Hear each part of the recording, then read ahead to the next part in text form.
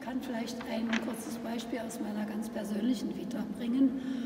Ich habe promoviert über den altliberalen Friedrich Christoph Dahlmann. Das ist Göttinger 7, also das ist der Kampf um die Verfassung Mitte des 19. Jahrhunderts. Und den Nachlass hat die Staatsbibliothek, ich habe den Nachlass erschlossen und dann darüber promoviert. Und dafür bekam man zu DDR-Zeiten gewisse Freistellungen. Es wurde ein Vertrag mit dem Arbeitgeber abgeschlossen und man bekam dann also gewisse Zeiten, um diese Dissertation neben den normalen dienstlichen Aufgaben wirklich abzuschließen.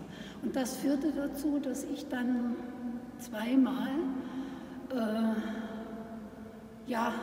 aufgefordert worden bin, ob ich nicht doch sozusagen diese Vergünstigungen mich da dankbar erweisen könnte, zum Beispiel durch einen Eintritt in die SED.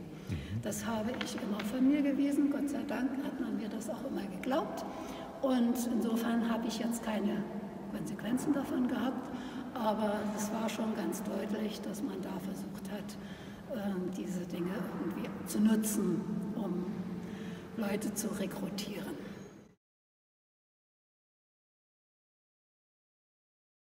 Ich bin dann also am 10. November das erste Mal wieder in West-Berlin gewesen, habe mich da mit Freunden getroffen, war schon atemberaubend.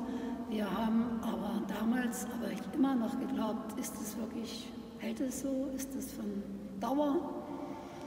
Also das war schon lange Zeit noch sehr spannend, muss ich sagen. Und dass das dann in so atemberaubender Geschwindigkeit zur Wiedervereinigung geführt hat, das war schon sehr spannend und sehr aufregend auch, muss ich sagen. Ja, also das ist eine Zeit gewesen, die ich als ungeheuer spannend empfunden habe.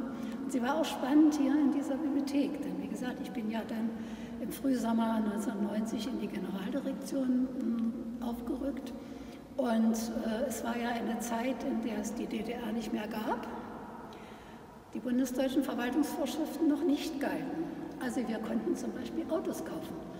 Was ja zu DDR-Zeiten, also irgendwo war ein klappriger Barkas, der gepflegt wurde, aber wir konnten plötzlich also eine ganze Flotte von Autos erwerben, mit denen wir halt unser bibliothekarisches Geschäft erledigen konnten. Ja. Und das war schon, da sind wir alle auf den Hof gelaufen und haben diese Autos beguckt wie die kleinen Kinder.